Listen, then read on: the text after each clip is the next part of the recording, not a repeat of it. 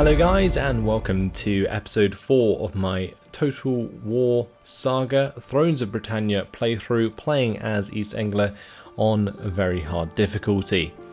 Today we're continuing in a pretty good position actually. We have a nice amount of income, we've got our War Fervor positive, here English positive, and here King Army positive. So yeah, all things going well in our favour. Now we do have one character that's a little low on loyalty, but that's just because I think he's our new governor. And we have the Fens, which is at risk of rebellion, but not too much I can do about that. Now one thing we do need to do today is choose who our new enemies are going to be. Stienford here was taken by Lederborg, and if we go to war with Lederborg, we're going to be up against also these guys, who are the Heimeleborg and the Biderborg.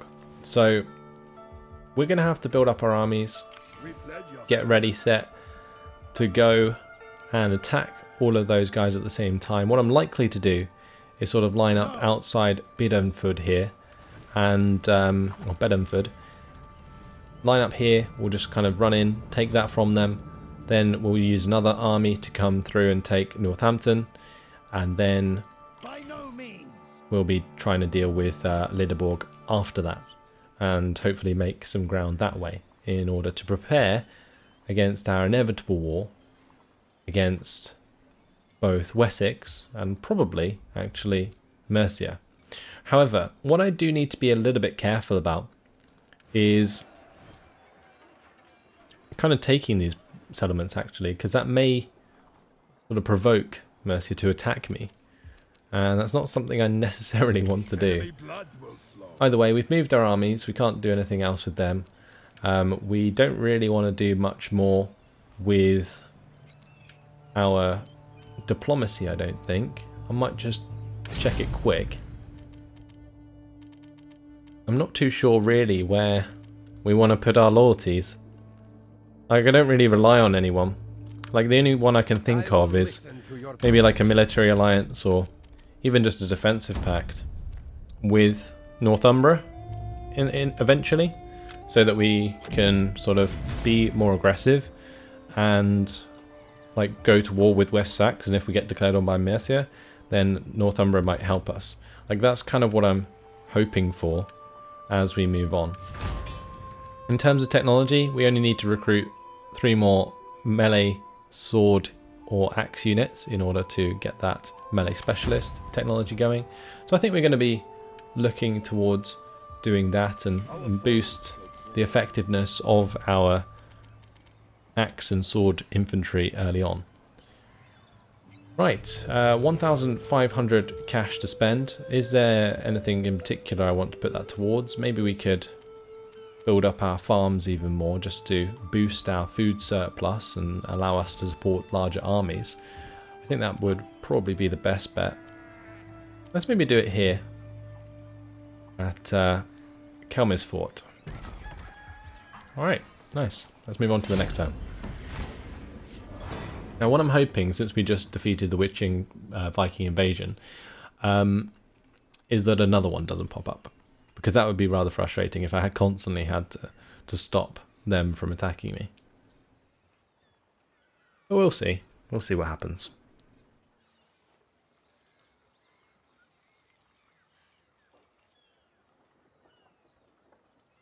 Not too much going on in the end turn. I like how streamlined the end turn is actually. That's one thing that they've really done well with this particular game. The Hilmrekre have been the loyalty destroyed. Of your characters has become questionable. Take steps to improve their devotion to your cause, else they may break from your rule entirely and instigate a civil war. He's warning us about civil war. What's going on here? Raid the following region. Axenbrüch. Actionbrüch. I don't know how to say these words. Where is that? What the? What? Why? Why is that a mission? Okay, Right, anyway. The Fens is -5 now.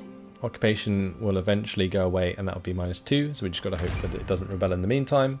What's going on with loyalty? It's just this chap on -2 still. I can not care about that for now.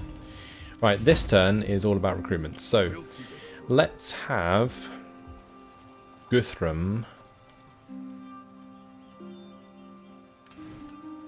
I think head towards Bedford. Well, it depends who I want to recruit into. One thing I do find irritating actually about this game is that there's no more force march.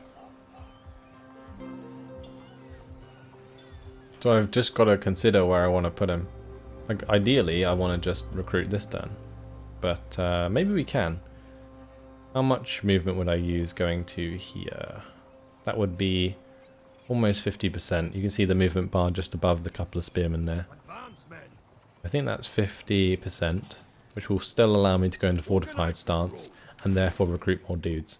Awesome. Let's get some more Anglian raiders. We will grab ourselves some more Saul axemen. I'm not a fan of these long axemen. They're just so vulnerable to missile fire. I think we'll just get Saul axemen. We've already got 4 units of spears here as well. So let's do that. What that will also do is unlock our technology. So now we can get melee specialists, which unlocks the recruitment of shield biters and huskars. Cool. In 4 turns, in fact. That's maxed out this army. It's now got 20 out of 20. We have a lot of melee forces in comparison to the rest.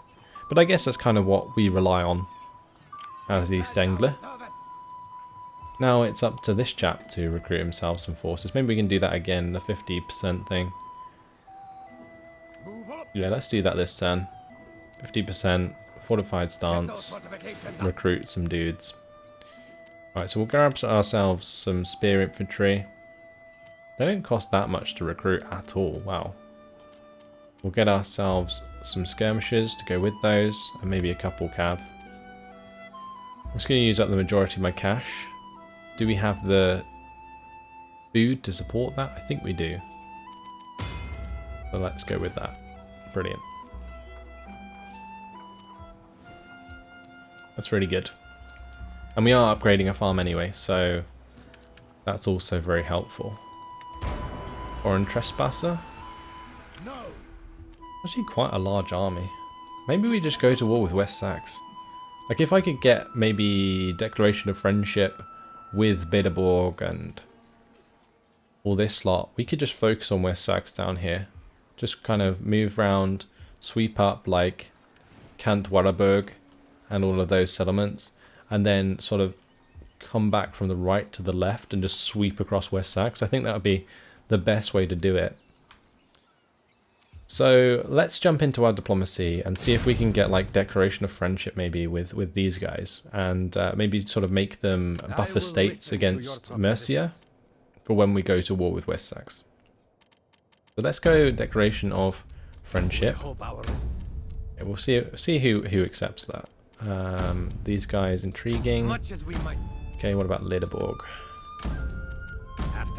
Okay. So we might have to offer them a little bit of money, but we don't have any money left at the moment, so that will be something for next turn.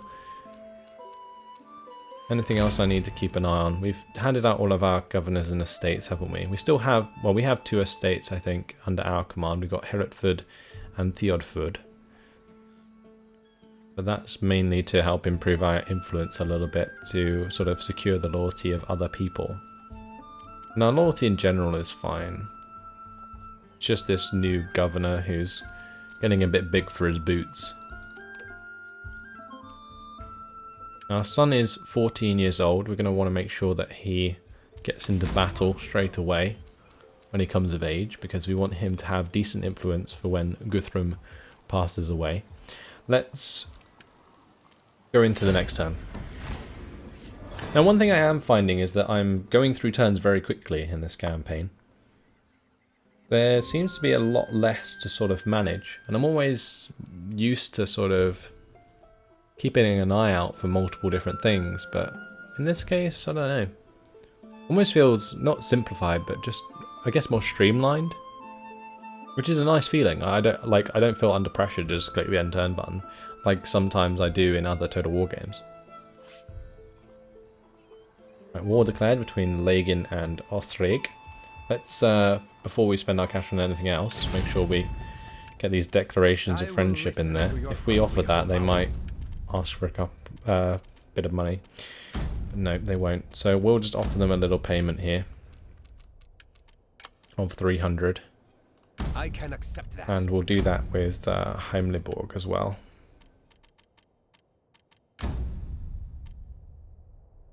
Oh, did we already get it with them? Oh, it's because I still had the other guys selected. Okay. We will talk now. Yeah, let's go for declaration of friendships with these guys.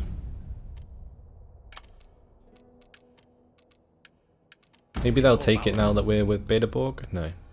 Declaration of friendship, we'll offer you 300. You speak sense. And we'll do the same here. Like, they're all in defensive pacts with each other, so we may as well do it with all of them. You will get a fair hearing. Declaration of friendship is sufficient this turn. Okay, so we'll just take that as it is. And maybe we'll try and get in a part of their defensive pact. That would be quite nice. So that's going to leave us with a little bit of cash, but not really too much to make money. I guess we could upgrade this potter. Like, that's going to give us a little bit extra from the market production there. And I don't think I'm recruiting any more troops this turn. Like, we have a limited availability, right? Because we need more buildings in order to get those. Yeah, upgrading like these halls gives us extra maximum number of all units to recruit in recruitment pool. So it's actually very important to upgrade the main settlements in order to allow that. In this case, the reason we got way more is because we got ourselves a new settlement entirely. We're still dealing with public order. That guy still hates us. Great. It's all fine. Time for this chap to carry on. We're not going up towards them anymore since we just declared friendship. We'll head down towards London with both of the armies, and I'll probably just have them one behind the other, and yeah, we'll try and make some ground into West Saxe soon. Should be good, and we can probably catch out this army since it's just sitting in our territory, so that's something I'm going to be looking into for sure. 3 turns until we get upgraded infantry as well. So yeah, I think we're in a pretty nice position here, and I am going to throw that cash into that potter.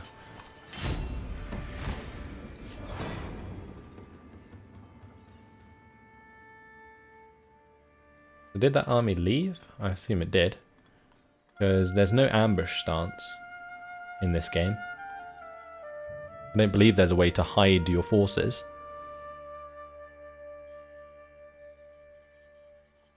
Not that I know of, anyway. One thing I was thinking would be a really cool mechanic is, because like Guthrum is well known for like his secret attack on Winchester, if I could do that, that'd be really cool.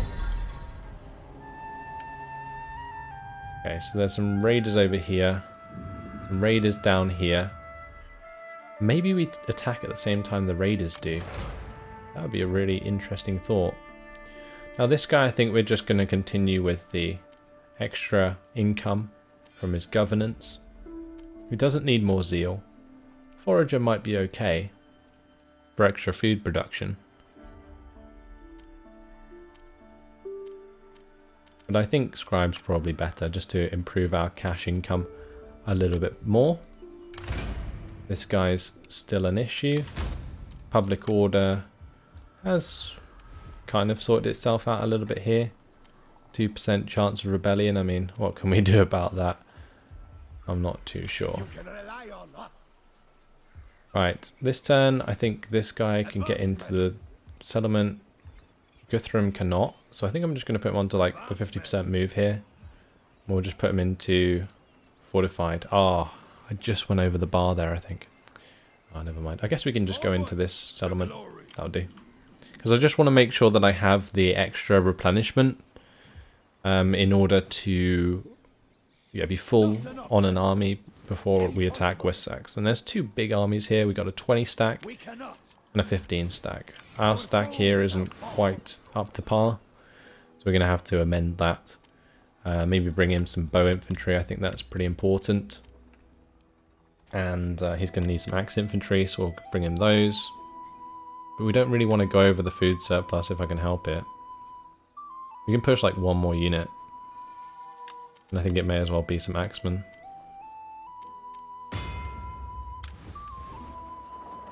Want to keep that food surplus up just for that extra little bit of replenishment there.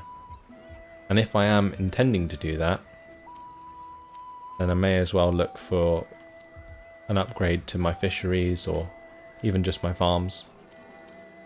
Again here, just upgrading this at Sancta Albans.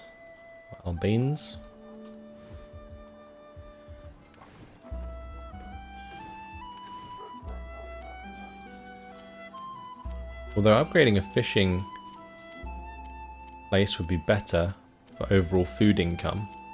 Look at that, it goes from 25 to 40, which is plus 15, as opposed to the plus 10 I think that we get from upgrading the clearance to communal fields.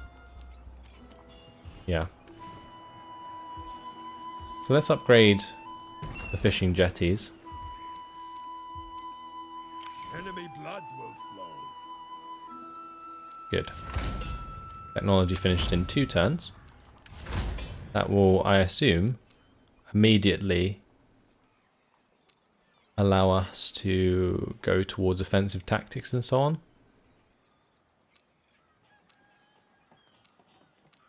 Now we can get trained fighters. Jarl's Huskarls replaces Huskarls. We get Danelaw Axemen, which replace Saul Axemen, and Anglian Marauders, which replace Anglian Raiders.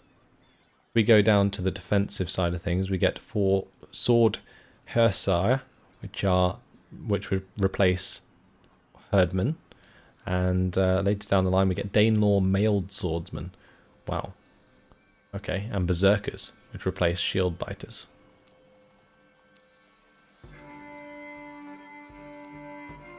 Look at that 100% replenishment chance to sword and axe infantry in recruitment pool.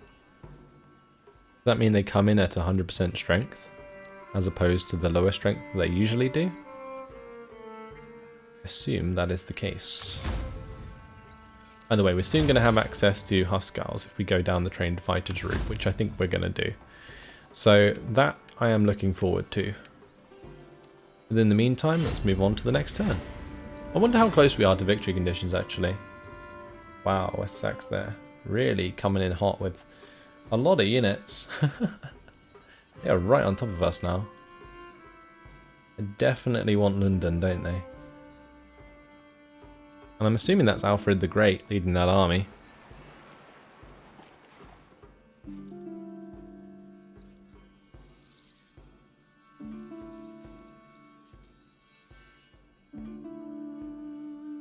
Now, one thing I am glad about is the lack of trade management. I feel like that can definitely kick you in the gut sometimes when it comes to some of the Total War games. Getting yourself sort of caught up in managing that and getting your trade raided and stuff can be quite annoying. But another faction has been destroyed here, and Stratclud has also been taken out. Wow, would you look at this? They are really provoking us, aren't they? That isn't Alfred, this is Alfred. I really kind of want to go for this battle, but I'm just not sure if we're ready yet. Now, our governor here has leveled up. I think we're just going to continue with the scribe. Or we could maybe give him more zeal. What's the public order like? +5. But then again, we do have our army in the settlement, so... yeah, I'm not sure. It might just be better to give him zeal. He is on the front line after all, so that will also give him the bonuses to morale when under siege. And yeah, that will help like defensive forces if we come under attack. We'll go give him the zeal, I think. We'll see this through. And I guess we may as well have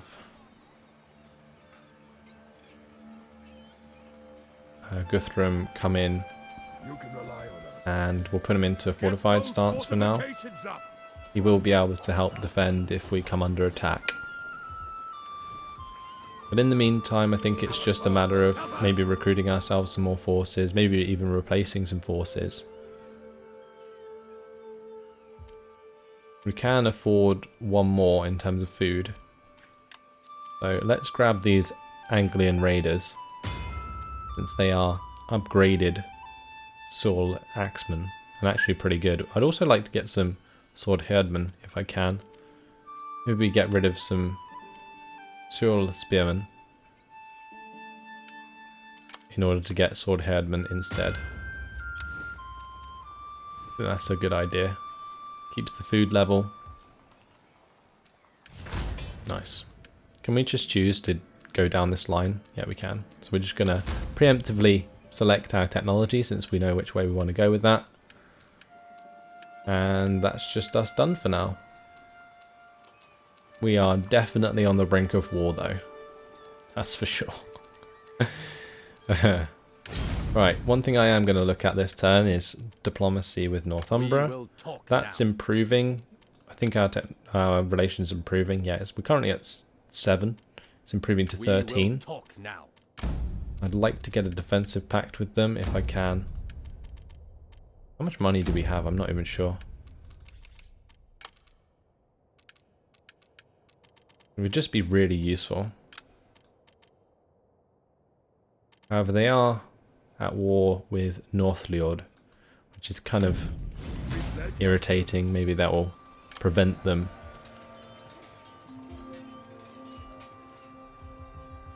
from becoming our friends. We do still have the Declaration of Friendship, but yeah, this is interesting. East Sax, we only have 1 zeal on this dude. I might have to shift around a couple of governors. Let me just go into governors and estates. How are we doing in Norfolk? Like, Norfolk's great, but how much? It is +6 due to characters, right? If I took him away, I'm assuming this would be level, right? I might trade this guy for the other guy in order to make the... So if we give him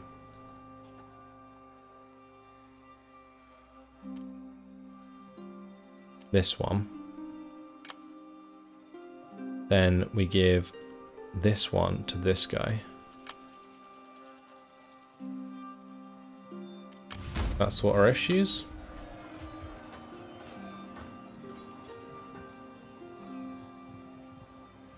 Maybe next turn it will.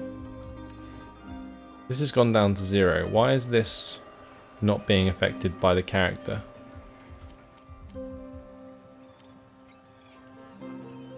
That's buildings, but we're not getting a positive from our character. Maybe it's because it takes him 1 turn to get involved there. We definitely made the dude with 6 zeal the governor. And that should, in theory, give us +6 income, or +6 public order. It just seems weird that the negative impacts come in on the same turn and the positive ones don't. That seems like a really odd design decision, in my opinion. Anyway, we're done. Let's move on to the next turn. Right, their army's moved away.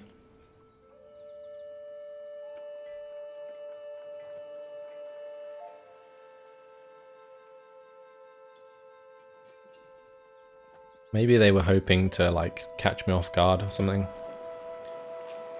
But I would never let that be the case. I changed my focus to West Saxon it's definitely going to get very interesting. This could be the crux of our campaign. My abilities have been boosted. Right, this lady, minus zeal for the husband, minus 20% chance of having children, plus 20% chance of having illegitimate children. What? That is just like the worst person.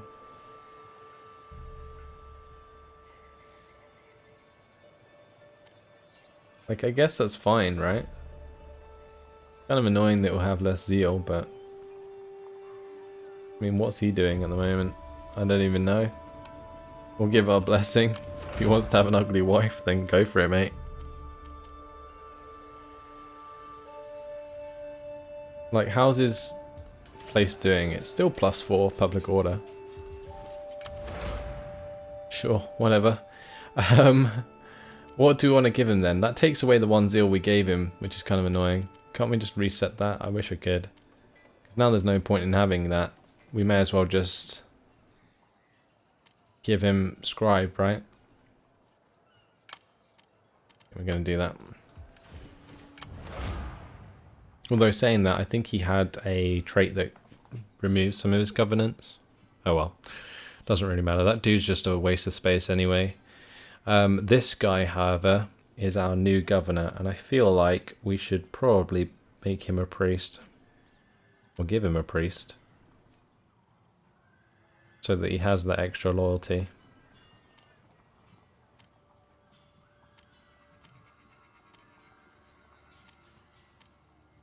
Well, what else do we need him for at the moment? I don't think we need him for happiness. No, happiness is fine here.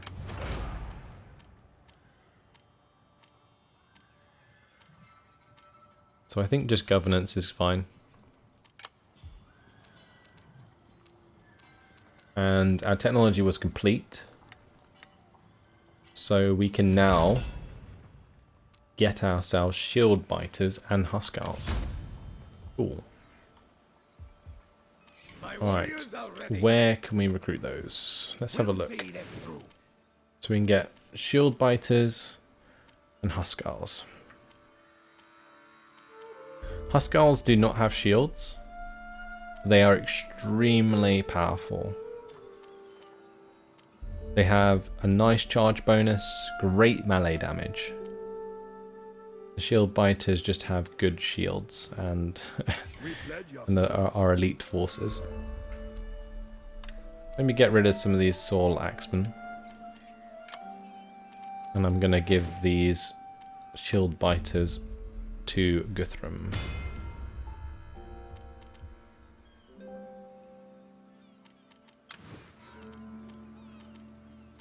I'm not going to get the Huskarls just yet. I'm sure they'll be great, but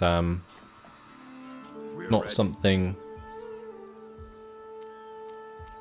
that I think is, you know, in a rush. Like, yeah, fair enough, have the shield biters, they're fantastic and all, but the Huskarls, they're still weak to like archer fire and so on. One thing I might do is continue to upgrade my food production. Let's just go for another upgraded fishing village. Yeah, fishing seems like the best source of food. We pledge our service. This guy won't be recruiting any more guys. Glory awaits us. Rest and regroup. Kind of tempted to move a little bit forwards here. Your army suffers in the miserable conditions in which they find themselves. Move them on, or more men will fall to the elements. Well, that was probably a mistake. I think I just put them in a marsh or something. I don't know. Ships at your command. We can't. We're going to have Guthrum then We serve to in the end. London. And I guess I'll move towards this army a little bit. Organize patrols. Although I'm not sure why they take so much attrition from that land. Maybe just because it is marshland? I'm not sure. Not sure, honestly. Anyway, unfortunately, guys, it has been my time. But one thing I will say is in the next episode, pretty sure we're going to war with West Sax. It's unfortunate that battles do seem few and far between in this game so far. But maybe that will fix itself later on. Who knows? Anyway, hopefully you guys enjoyed it. Thanks for watching, and I'll see you then. Goodbye.